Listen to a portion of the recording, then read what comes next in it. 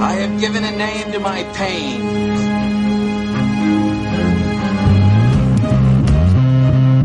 The Batman. Always waiting for some Batman to save you. It's simple. We kill the Bat of Gotham. You don't really think you'll win, do you? I'm Batman.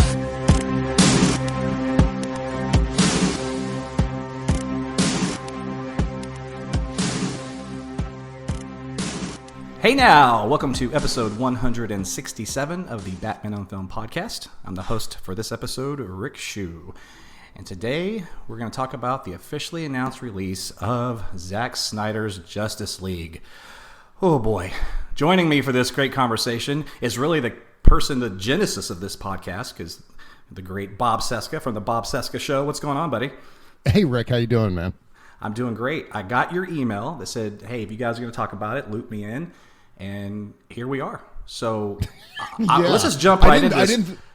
I didn't think you'd actually take me up on that. I just thought, here's a suggestion. Why don't we do this? Right. People are kind of talking. Yeah. I love it. I love it, man. So, yeah, I mean, look, obviously, I kind of have an obligation to talk about this anyway, because we covered Justice League probably more extensively than any film. And I want to get it on the record once again that we told you guys a million times back in 2017 that Zack Snyder was not brought on to fulfill, or Joss Whedon was not brought on to fulfill Zack Snyder's vision, that this was massive reshoots, and we were criticized and ridiculed for it, and then it turned out to be true, and here we are 4 years later, and now we're talking about the Snyder version getting released, which is a shocker to me.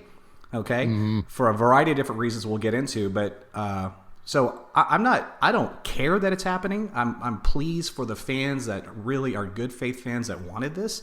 I don't like that toxic fandom is being rewarded. So that's kind of part of the problem I have with this thing coming out is there was a lot of toxic fandom that was rewarded as a result of this, and that gets under my skin a little bit. There's actually a great article today in Vanity Fair about that. We can get into that in a moment. But first, what I want to do is, Bob, I know that you love Batman v Superman, and I know that you're excited for this. So let it rip, man. Because off mic, you talked about artistic freedom, and share with our audience what you were telling me about your feelings about all this.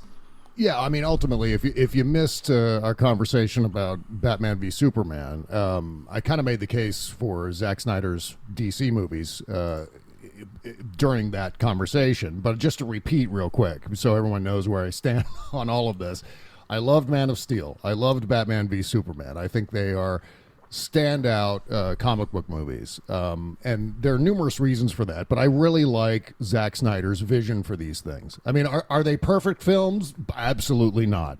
Are they comic book movies that I really embrace because of, well, what I'm about to say? Yeah. Oh my God, yeah. I mean, I find that sometimes we look for familiarity, and for many, many years we were watching Marvel movies, and I love the Marvel movies. I've seen every single one of them multiple times. But at the same time, I'm okay with not every comic book movie being like a Marvel movie.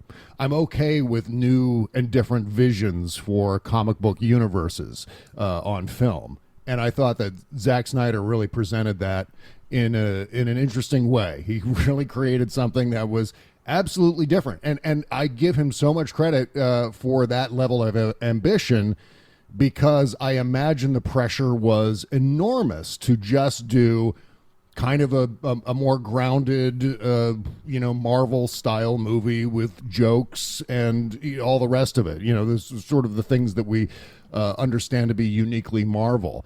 But he didn't do that. He set out with this bold and ambitious style, the unique Zack Snyder style. I think Kevin Smith described it as Gotterdammerung. It's like the clash of the gods. This right? big, it's exemplified in almost literally every frame of these movies, whether it's the actual visuals of the movies, the way the characters are designed, where we get these massive comic book accurate characters with muscle tone and all the rest of it, all the way down to the score itself, where the score is just so immense and big and powerful, and you feel like you're on Mount Olympus and you're seeing the gods clash in these forms, but in a more of a real world kind of setting. So I love these movies. I think they're beautiful to look at. Again, I don't have any delusions about their perfection. I mean, there's certainly things, minor nitpicks. I mean, I have lots of nitpicks about Star Wars. Every single Star Wars movie. I could sit here and nitpick about all those movies. I still love them. Right. And I think that's okay. But, I do too. Very rare to find someone who loves virtually every Star Wars movie. That's talk about toxic fandom. That's a conversation within itself. Oh my God. Well, exactly. I mean, I feel like ultimately, and this is sort of my big picture view of what's happened now with the Snyder Cut, is I feel like this is a victory for creative control. This is a victory for writers and directors. This is a victory for artistic vision. And one of the things that I really, really hated about the theatrical cut of Justice League, and there are many things I didn't like about that movie. It was a fucking disaster. I mean, it was really. I mean, let's make sure we're completely emphasizing the fact that just because Tom Cruise wouldn't let Henry Cavill shave his mustache. Come on, man. What were they supposed to do? Oh my God, it was a mess in every sense. The very first frame of it was a mess. That cell phone footage of Cavill with the horrendous CG over his mouth, which, we've seen mouth replacement. We've seen head replacement. I don't know what. I guess it was the time pressure, the budget constraints to, do what they needed to do with that movie to do. I guess it was a Warner Brothers push to repair certain things or change certain things about what Zack Snyder had already done. So they brought in Joss Whedon. It was a tight turnaround. I don't blame Joss Whedon for a second. I don't blame any of the visual effects artists who worked on that movie. They were under impossible constraints to do what they had to do. But consequently, it was a sloppy piece of crap mess that I can't even believe that the studio and the people who worked on the movie even put their names on it. I mean, if I was Joss Whedon, I would have put Alan Smithy as the as my credit on it. I don't know about, Zack Snyder was certainly the credited director on it, but it was not his movie. And it was not. No, absolutely not. And the reason it wasn't, and this ties into why I had always stated that I didn't think this thing would ever see the light of day. It wasn't because I was just trying to be like a negative asshole. To me, it was about business. I was looking at it from an ROI perspective, because here's the deal. Man of Steel and B vs. S both underperformed at the box office. Batman v Superman was the first time to have the biggest the two biggest comic book characters of all time in a live action film together ever, and it did less domestically than a rated R Deadpool, right? And critics hated it. Mainstream audiences, it didn't resonate with them, and so Justice League was a sequel to those films, and that's when the carpet got pulled out from underneath Snyder long before he actually publicly took an exit. We were aware of it. We reported on it. We were called liars, etc. And this is not a victory lap thing for me at all, because quite frankly, I'm eating a little crow right now because I was wrong about the Snyder Cut. It's coming out. So, touche, right? But that's why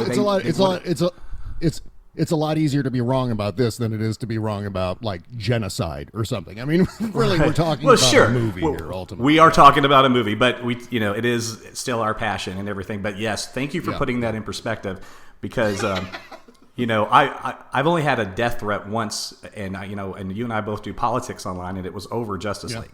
So right, so yeah, exactly. It is at the end of the day men in capes and Amazon women kicking ass and taking names, but but so that's what happened. The studio freaked out. They didn't want to have it continue to go in that direction, and then he was shown his hat, and then obviously there was the unfortunate, terrible passing of his daughter, which made him just leave altogether. But It's something obviously that all around it never should have happened that way. They should have just have turned out that way, and it's entirely possible that even without firing him or whatever ended up happening with Zack Snyder, because I don't necessarily believe the cover story that it was just over his daughter's suicide. I think they were legitimately trying to show him the door because they were terrified, and so if that hadn't happened, I think we would have. We certainly wouldn't be in this place right now. But it's still possible that even if Zack Snyder had stayed on, Warner Brothers could have shelved the movie. Warner Brothers could have, started to throw some muscle around and forced him to change the movie in the ways that Joss Whedon ended up doing it. So who knows what could have come out of that particular summer of production leading up to the release of the movie. I like to think that maybe if Zack Snyder had stuck around, he would have fought for some of his vision a little bit, and that's probably the case, but, we don't know. All I know is, we were set up with two very typical Zack Snyder projects, Man of Steel, Batman v Superman, with his vision almost entirely intact. And when I say Batman v Superman, I'm talking about the Ultimate Edition of that movie, which is significantly better than the theatrical version.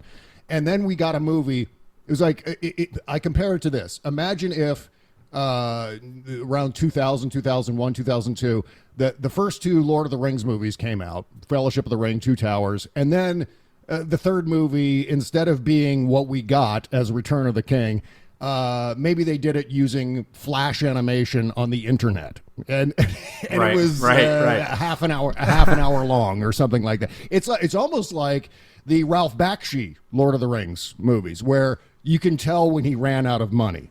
You can tell when the studio was no longer believing in that project, and the quality of the animation took a deep dive. It just was not as good. And so that's kind of how I look at Justice League. I want to see the continuation of that vision take place from not only the perspective of Zack Snyder continuing to pursue his creative vision for this universe, but I wanted to see it myself. I wanted to have that continuity of being able to track these characters through several movies. And I know that's ultimately what was driving the fandom behind releasing the Snyder Cut, which I, quite frankly, had nothing to do with. I wasn't part of that. I wasn't circulating the hashtags or anything.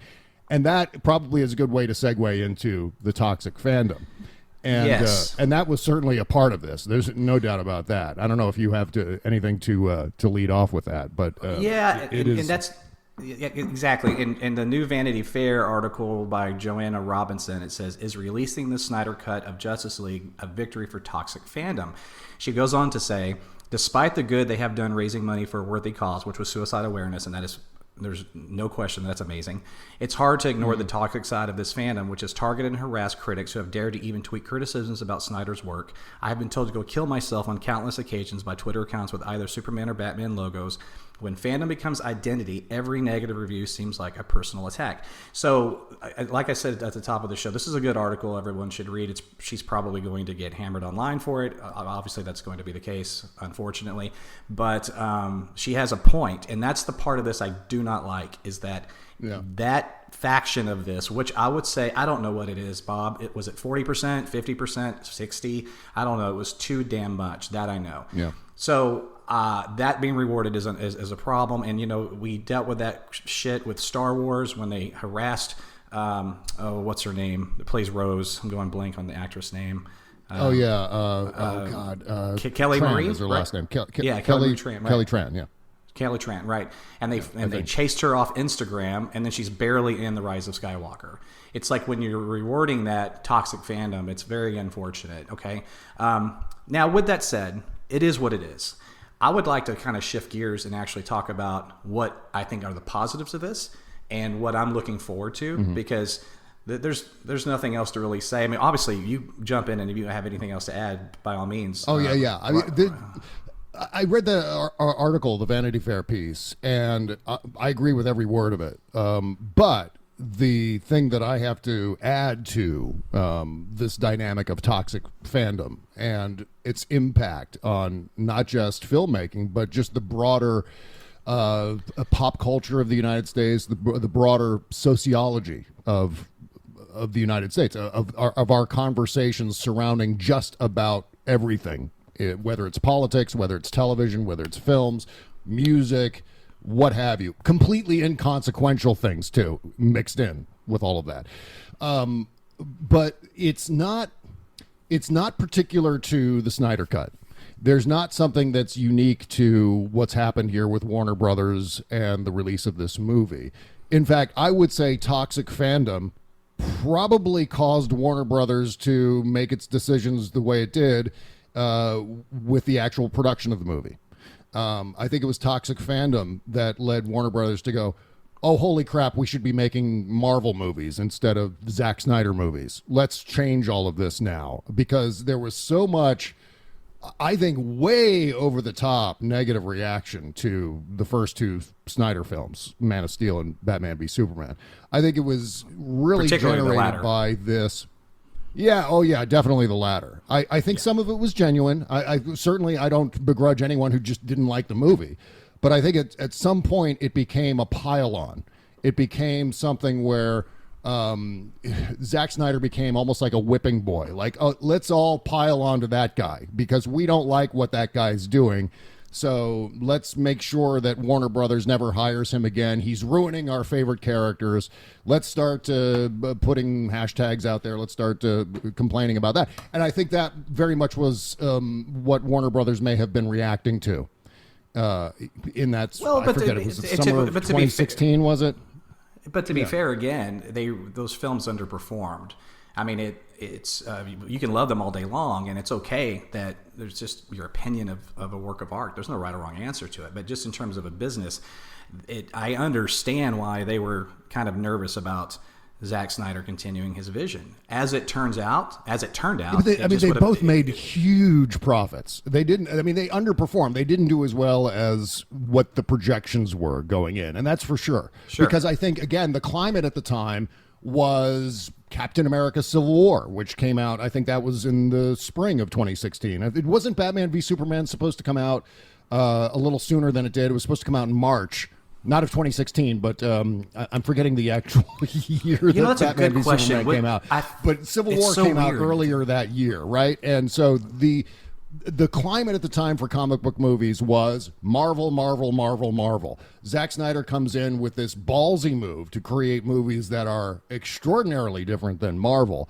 And so I think it was a bit of a shock to the system. I think we were expecting something that was more familiar, a little bit more Christopher Reeve Superman than some new vision for Superman that did have grounding in the comics, but which I think a lot of general audience didn't understand. Certainly people who don't read the comics and who only watch the movies wouldn't understand.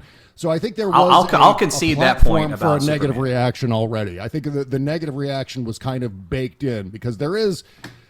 Zack Snyder, for one reason or another, is a divisive director. I don't necessarily understand why, but I think it was toxic fandom that led to some of the poor performance of Batman v Superman. But all of that said, it still made huge money. And I think the fact that it made such a huge profit doesn't necessarily translate to the suicide switch that they pulled in that summer after what happened to Zack Snyder and bringing in Joss Whedon and all of that. That switchover was a really extreme reaction to the reception of Batman v Superman. I mean, way beyond what I think a studio should have done in that sort of predicament. Yes, lighten it up a little bit, throw in some jokes, maybe even bring in Danny Elfman instead of Junkie XL. I don't know. But I mean, to completely shift gears,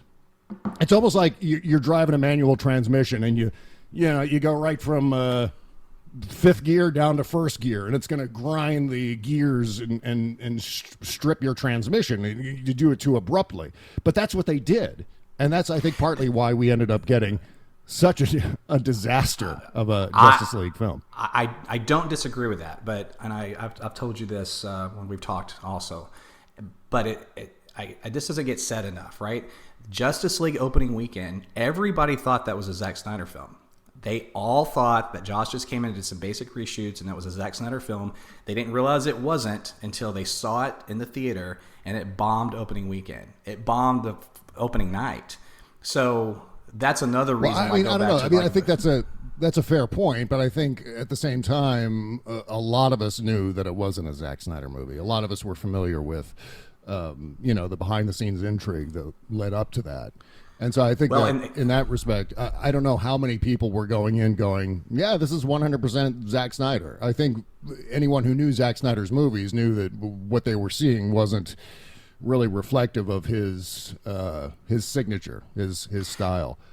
But I mean, I don't know. It's hard to know exactly what people were thinking when they were going in, because it's different pockets, different groups of people are seeing these movies. So I don't know. Hey, talking about in real time, real quick to shift gears, talk about toxic fandom online. That tweet that I tagged you in about recording the show with you. I just want to give a big shout out to @GameEvilKnight, who I'm assuming is a wonderful human being. Such butthurt, look fatty, we won, you lost. That's pretty. What? Who's he? Is he talking to you? He's talking to me. Yeah. And you're tagged on it. You know Such what? butthurt, this look is fatty. Everywhere, Rick. This is, and then it has Napoleon Dynamite dancing. This isn't just.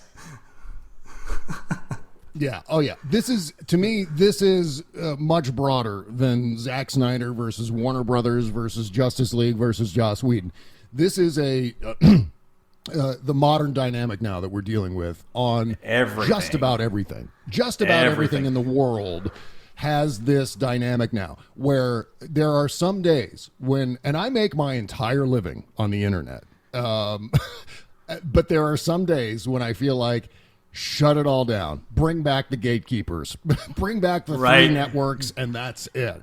Because some days I really believe that, and I'll speak for Americans in particular, we have a really hard time digesting information in this country. And I think the glut of information that we have access to now through the internet has caused a lot of what we're observing. Toxic fandom, trolls, some radical portions of otherwise well-meaning movements, whether it's political, whether it's pop culture, what have you. This is a dynamic that we're facing now as a culture, not just as movie fans or even comic book movie fans. It's everywhere, and it needs to be solved in some way. I'm not into this concept that we should be rewarding these people, but I feel like there is a bigger picture to be pursued here with creative freedom. I mean, I'm encouraged by the fact that a director is going to have the creative freedom to complete his vision. And I at least am trying to separate out the positives from the toxic negatives. And I think... Oh, go ahead. So, no, sorry. Go ahead. I was just going to say, it's a fine line to draw, and it's hard to separate out. I mean, it's like with... here's an example from politics. I, agree with a lot of what Bernie Sanders has to say about things. On the issues, issue by issue, I'm kind of with him. But I don't really particularly like his more radical fans. And I'm not saying every Bernie fan. I'm just saying that, there's a certain cross-section of Bernie people who are toxic online. Right. And so we're either going to have to get to a place where we just deal with it. We deal with that level of toxic fandom, the radical nature of so many people online, and just continue to pursue what is good and what is right. Or we can let it drag us down and grind our gears to a halt because we're overly concerned in terms of how toxic fandom is going to react to this decision or that decision. I think the right thing to do, whether it's Warner Brothers or whether it's the President of the United States or whether it's Congress or whether it's a TV network, make choices based on what works and what is good rather than what toxic fans are telling us to do. And in this case, I think with Batman or with Justice League, I don't think Warner Brothers would be making these decisions if they didn't feel as if the Snyder cut of Justice League would be something that would help their bottom line, which would do well, which would garner an audience, which would attract people to HBO Max, to lay this all in the laps of the toxic fans who had either started the Release the Snyder Cut movement or infiltrated the Release the Snyder Cut movement. Regardless of all of that, Warner Brothers has to make choices based on what's good for Warner Brothers. And I don't think what the fans say factors in all that much. I think we're giving the toxic fandom a little bit too much credit, is what I'm saying. Potentially. And I like your perspective on it. And it gives me a little hope. I'm a little bit more cynical about this than you are, but at the end of the day, I'm a lot cynical. Trust me. I mean, I'm talking about shutting down the internet, Rick. Look. Yeah, I know that's true. You did. You said shut it down. Bring Bring back the gatekeepers. Get rid of anonymous handles. Right? This idiot. That this idiot has 0 followers and it just whatever. I just gave him a few maybe. Did my good deed today. But let's shift gears to the positive on this, right? I'll say one more thing, a little negative. I'm a little torn on. I think it's a little fucked up that they're releasing it the same year that they're doing the Batman, right? Probably within just a few months. Obviously, there's only so many months in a year, and I'm not real sure how I feel about that. I find that to be a little disrespectful to the project and Matt Reeves, but at the same time, it is what it is. And I could be off base on that. I can see that point as well. It's just in my head.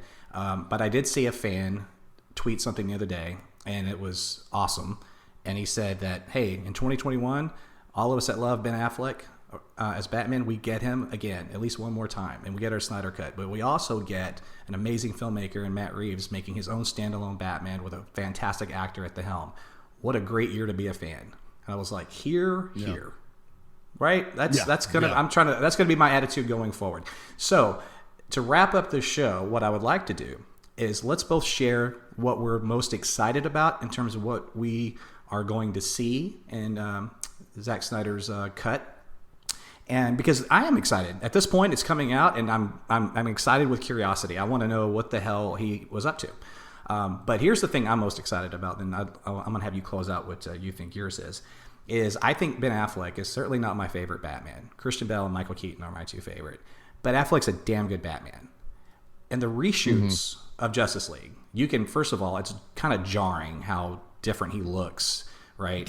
Obviously, he's out of shape and everything. But I also found his performance to be very lazy. I feel like he was sleepwalking. Like you could just tell he didn't want to be there, and he didn't. So I'm excited to see more of Ben Affleck as Batman in his prime when he owned that role. And I bet you there's some really good stuff that we're going to see from him, and really the whole cast for that matter. But particularly him, I'm pretty stoked.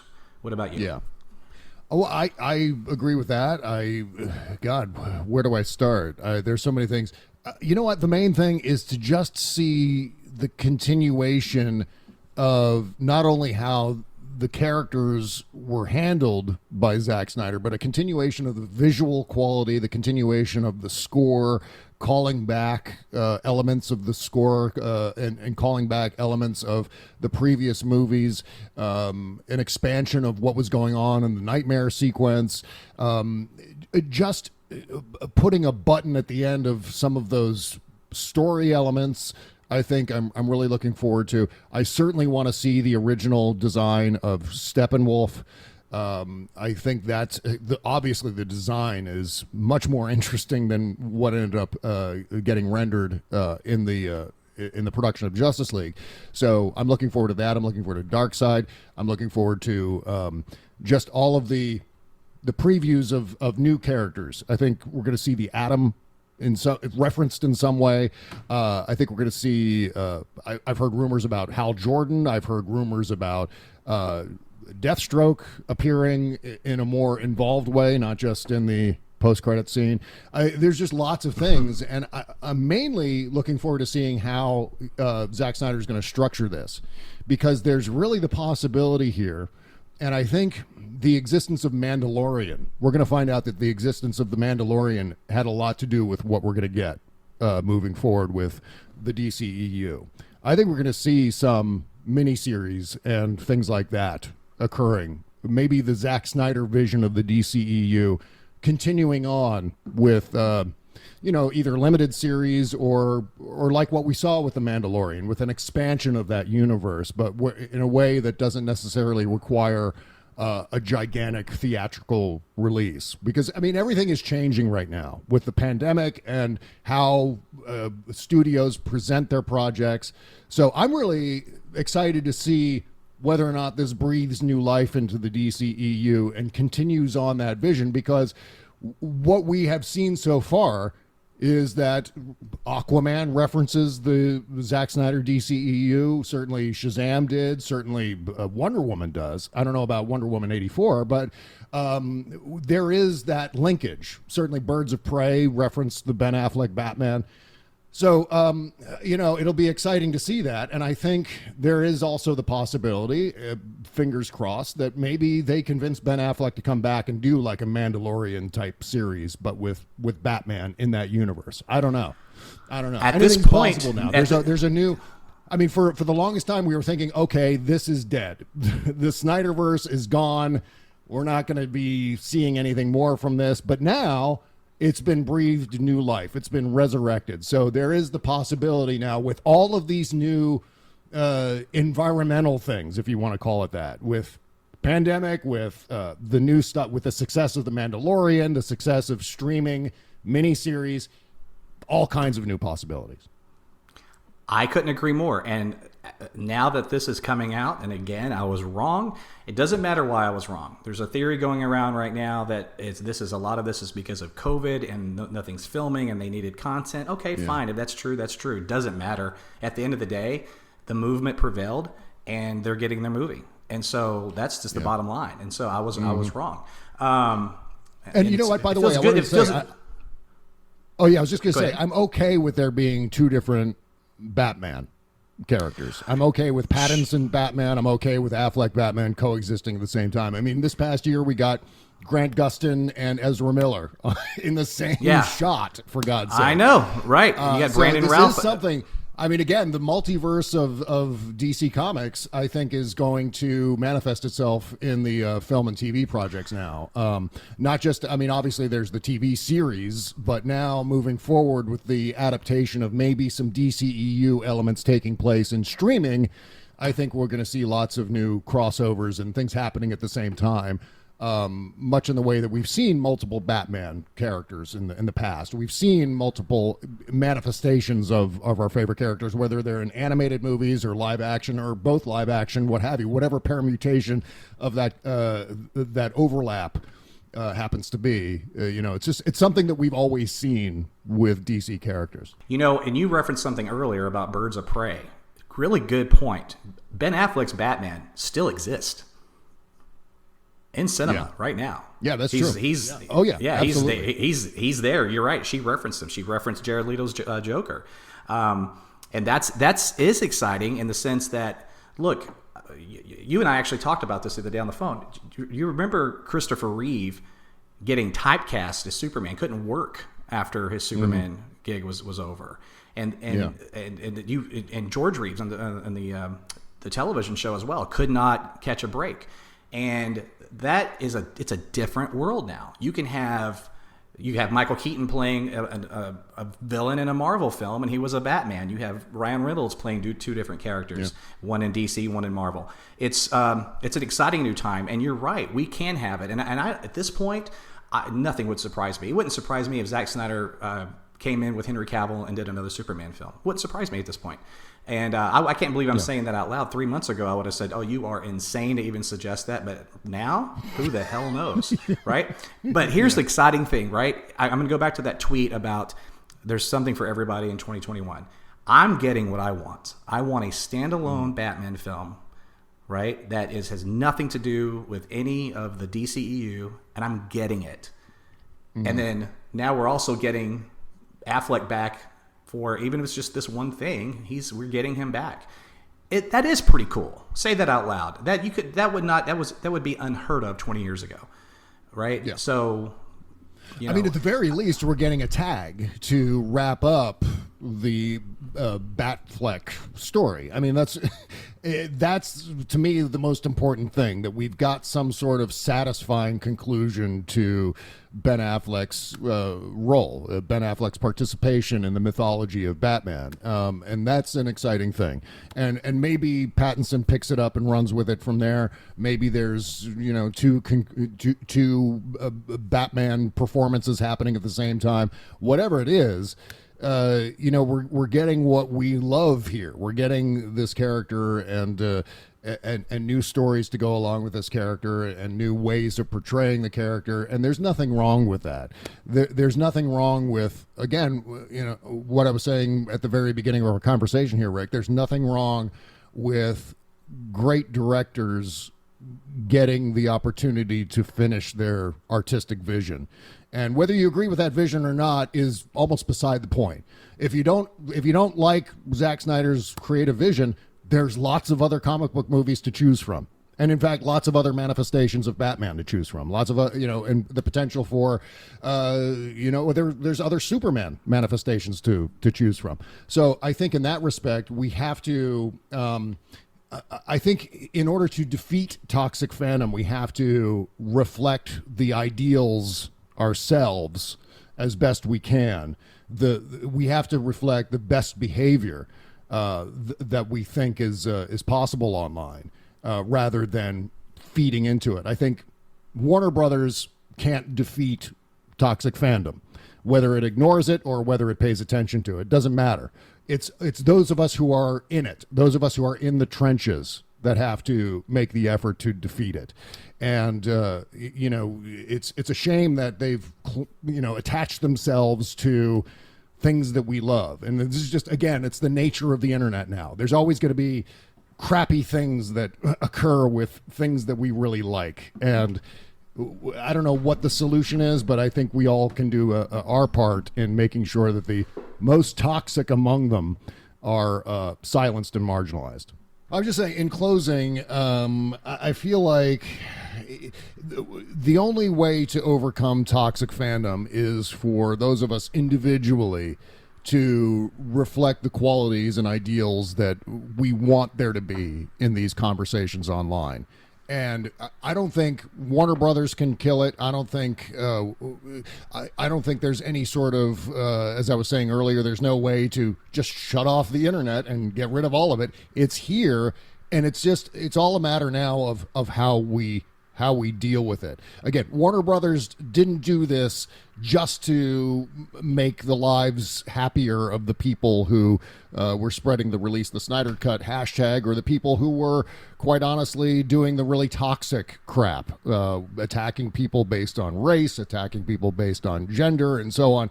That's nothing that there's nothing Warner Brothers can really do about that one way or another. So I think just the fact that we're getting these movies, and we're getting these movies about characters that we love, and that we're finally getting to see an artistic vision reach its culmination, I think that's all positive. And the best we can do is to just collectively marginalize the more toxic people among us, whether it's has to do with Batman movies, or whether it has to do with politics or what have you. It's getting the point now where I think America is going through some sort of crazy nervous breakdown, some sort of collective nervous breakdown. And I think it's the people who can keep their heads about them who will end up winning the day. Why don't we both raise what do you drink alcohol? Yes. Yeah. What do you drink? What's your go-to? Yeah, I mean, it depends. It depends on what mood I'm in. I mostly like the grape products, the grape-based products. Yeah. All right, let's both have a nice Pinot Noir in our hand and do a cyber toast to 2021. All right. Okay, sounds good. And then we'll do it in person at some point as well. All right, buddy. Listen, I appreciate it. We love having you on as a guest. If you don't mind, tell people where they can find you on Twitter. Do a plug, and we'll get out of here, man.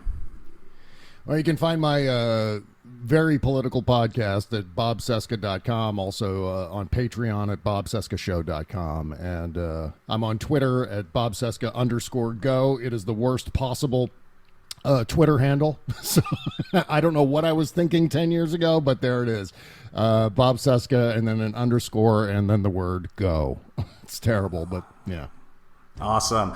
All right, buddy. Well, we appreciate it, man, very much. And everyone, please remember that BOF is the sponsor as well as a proud member of the Batman Podcast Network. Check out all the shows over at batmanpodcastnetwork.com. Follow our Twitter at BatPodNetwork, as well as BOF's Instagram at Batman on Film. This wraps up today's episode. Thank you for listening. I'm Rick Shew, on Twitter at ShewRick. Follow me there, and announcer Rachel will take us out. You have been listening to the official podcast of the one and only Batman on Film website. On Twitter, follow BOF at Batman on Film and the Batman Podcast Network at BatPod Network. For Jet and everyone at Batman on Film, I'm announcer Rachel.